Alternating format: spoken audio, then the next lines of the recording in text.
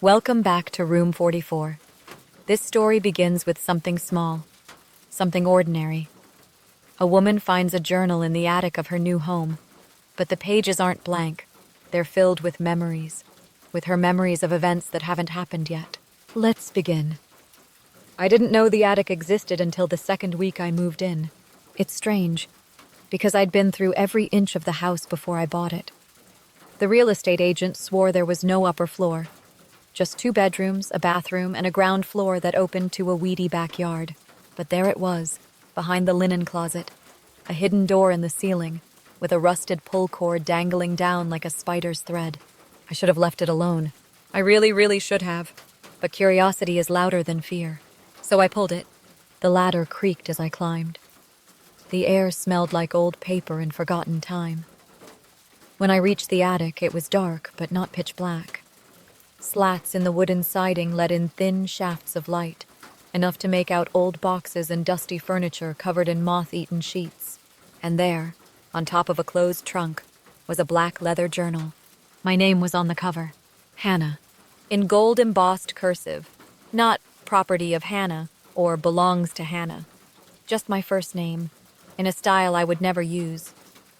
I don't write in cursive, and yet it was my handwriting.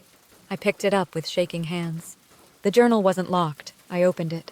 The first line read, "Today I found the attic." I read the entire page. It described in perfect detail the exact events of that morning. The tea I drank, the song I had playing, Mazzy Star, the frustration I felt trying to organize the linen closet.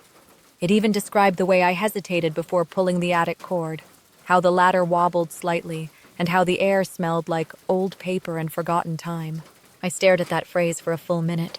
I had just thought those exact words. I had just thought them. I flipped ahead. The next page was blank. So was the one after that, and the one after that. But then, 5 pages ahead, more writing. "Tonight I'll hear the first knock." That's all it said. I closed the journal.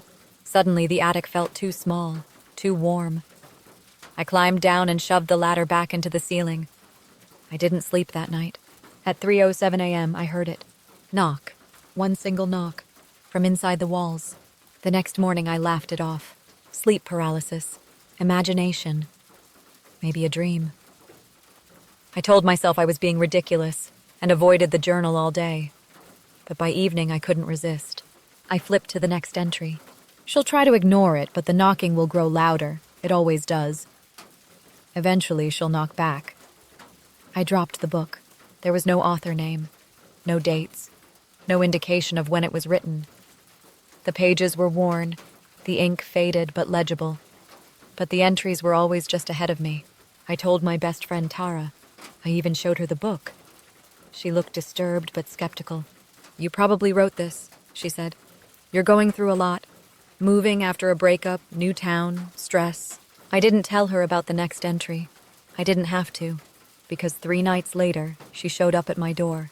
Her eyes were wide. She was shaking. "Okay," she said. "Now I believe you." She held up her phone.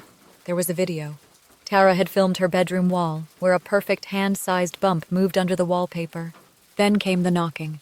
Knock, knock, knock. She didn't stay long. She left to sleep at her sister's place. Said she couldn't be around that journal. I couldn't blame her. I kept reading. Every page pulled me deeper. The journal wasn't just predicting, it was narrating, documenting. Every day a few more entries appeared, like it was writing itself. She'll start to dream in the third person. She'll see herself making choices she hasn't made yet. When she opens the closet door, she'll see herself standing behind it. And sure enough, I began dreaming as if I were watching myself. From above, from behind. And when I looked in mirrors, sometimes, I didn't blink when I should have. I began testing it. I'd write something different in my own notebook. Try to change the outcomes. But the journal always knew. I wrote, "Tomorrow I'll go to the lake." The journal replied, "She'll go to the library instead. She won't remember why." And it was right. I ended up at the town library, thumbing through books I don't remember pulling from the shelves. I lost track of time.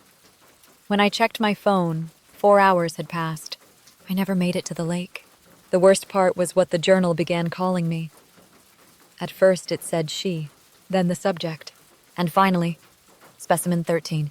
Specimen 13 demonstrates initial resistance, mild compliance increasing with each cycle. Memory override sequence effective, subject unaware of prior attempts. What the hell? This wasn't a journal. It was a log, an experiment log, on me. That night, I tore through my house, looking for cameras, microphones, anything. But I found something worse. In the attic, beneath the floorboards, I found 12 more journals, each labeled Specimen 1 through Specimen 12, each with a name, not mine. I stayed up all night reading them. Each journal described a different woman, a different life, a different descent into madness. They all moved into the house. They all found the journal. They all followed its predictions, and every single one of them disappeared. The final pages were always the same. Specimen terminated. Begin next iteration. I wanted to leave, run, drive until the fuel tank bled dry. But I couldn't. I tried to pack. My body wouldn't move. My muscles shook, but my hands wouldn't reach for the suitcase. I screamed at myself, clawed at my own skin. Then I opened the journal. Specimen 13 recognizes limitation of free will. Override successful. I dropped it. I sat on the floor and cried until morning. Now I only read it when I have to stay one step ahead, to try to trick it. But it's adapting, getting smarter. It stops writing for days, then floods the pages all at once. Pages and pages. Too much to remember. Too much to resist. But tonight is different. Tonight I found something new. In the back of the book, hidden behind a glued-down flap, I found a message, scrawled in messy ink, not typed like the others. A message from Specimen 12. You can break it. It only works if you believe it's real. Say the words out loud. This is not my story. Say it while looking in a mirror. Then burn the book. I ran to the bathroom. I stared into the mirror. My reflection stared back. And then she smiled. I didn't. She did. And she said, "It's not your story anymore." Then the lights went out. Have you ever wondered if someone else is writing your life? If this story made your heart race? It's already started. Like, subscribe, and turn on notifications. You'll want to know what happens next. Until then, Room 44 is watching.